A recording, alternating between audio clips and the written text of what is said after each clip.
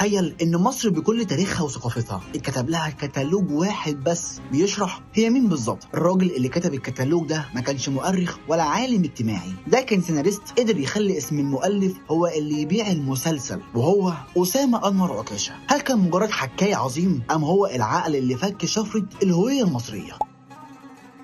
عشان نفهم العبقرية ديت بدأت منين لازم نرجع بالزمن ل 1959. الإذاعة المصرية وقتها بتنتج مسلسل اسمه عائلة مرزوق أفندي. العمل ده بدأ كفكرة صغيرة في برنامج إلى رباط البيوت، وبعدين استقل وبقى مسلسل كامل. ده كان الأب الروحي للدراما الاجتماعية، بيحكي عن مشاكل الطبقة المتوسطة، وده بالظبط التراك اللي مهد الطريق لعكاشة. لكن النقلة من الراديو للتلفزيون ما كانتش سهلة. الجهاز ده كان لسه جديد ومحتاج شرارة تصدم الناس وتخليهم يسيبوا الراديو ويبصوا للشاشة. الشرارة دي حصلت سنة 1962 مع مسلسل هارب من الأيام، خلطة جبارة بين أداء عبد الله غيث وإخراج نور الدمرداش اللي حط قواعد الإخراج التلفزيوني وقصة ثروت أباظة. المسلسل ده عمل زلزال وسحب البساط من الراديو والسينما في وقت واحد. في نفس السنة بالتمام والكمال كان في شاب بيتخرج من كلية الآداب قسم دراسات نفسية واجتماعية. الشاب ده هو أسامة أنور عكاشة.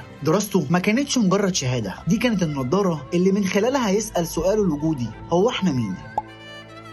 وقتها كبار النجوم كانوا بيخافوا من التلفزيون، شايفينه شاشة صغيرة مش هتعيش زي السينما، لحد ما ظهر نجيب محفوظ الدراما أسامة أنور عكاشة. الراجل ده حجز لنفسه كرسي في المدرسة الواقعية وقعد يقنع النجوم والجمهور إن الشاشة الصغيرة دي تقدر تغير وعي أمة كاملة. قبل عكاشة الدراما كانت يا إما رومانسية مفرطة يا إما قصص بوليسية وإثارة، لكن هو أخد الكاميرا ونزل بيها الحارة المصرية. قدم لنا البطل المثقف اللي بيتبهدل وهو بيواجه تحولات المجتمع زي حسن أرابيسك. أبطاله ما كانوش ملايكة ولا كانوا شياطين، كانوا بشر بيغلطوا ويصيبوا، وده السر اللي عمل خيط متين بينه وبين المشاهد. أسامة أنور عكاشة أثبت إن المسلسل التلفزيوني مش مجرد كام حلقة للتسلية، دي رواية مرئية تعيش للأبد. شوف مثلا ليالي الحلمية، هو ما حكاش قصة حي، هو حكى تاريخ مصر السياسي والاجتماعي من العصر الملكي لحد التسعينات. خلى المواطن البسيط اللي قاعد على القهوة يحلل السياسة والاقتصاد والانفتاح من خلال الصراع الأسطوري بين سليم البدري وسليمان غانم. حتى لغة الحوار غيرها. زمان كانت الدراما التلفزيونية بتميل للغة العربية الفصحى أو العامية المصطنعة، عكاشة بقى خلى كلام عامي 100%، بس لسان مليان حكم وفلسفة عميقة وعفوية. والهاجس كان دايما الهوية.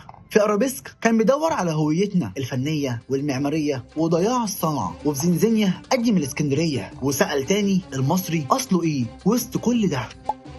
عكاشة عمل الثورة في السوق، كسر الفكرة اللي بتقول ان اسم البطل هو اللي بيسوق للمسلسل، وخلى اسم مؤلف العمل هو المفتاح السحري. الناس بقت تستنى المسلسل لانه تأليف أسامة أنور عكاشة. اسمه كان بيبيع العمل قبل ما يتصور اصلا. ليه؟ لان الناس لقت حد بيتكلم عن اصلهم، بيناقش اخلاقهم وتعليمهم في ضمير ابلة حكمت، وبيقدم الصراع الازلي بين القوة والمال والعلم والثقافة في راية البيضاء. وحتى السينما كان له منها نصيب مع المخرج العظيم عاطف الطيب. ثنائية جبارة اتكلمت عن الخيانة الوطنية والفساد في فيلم كتيبة الإعدام، وتفكك الأسرة المصرية تحت الضغط الانفتاح في فيلم دماء على الأسفلت. وهنا بنوصل لنهاية حكايتنا مع الراجل اللي حرك الشارع وغير مواعيد الناس ورسخ مفهوم المؤلف هو النجم. لو أسامة أنور عكاشة لسه عايش معانا لغاية النهاردة، تفتكروا كان هيشوف أرابيسك الهوية المصرية إزاي في الترند والسوشيال ميديا؟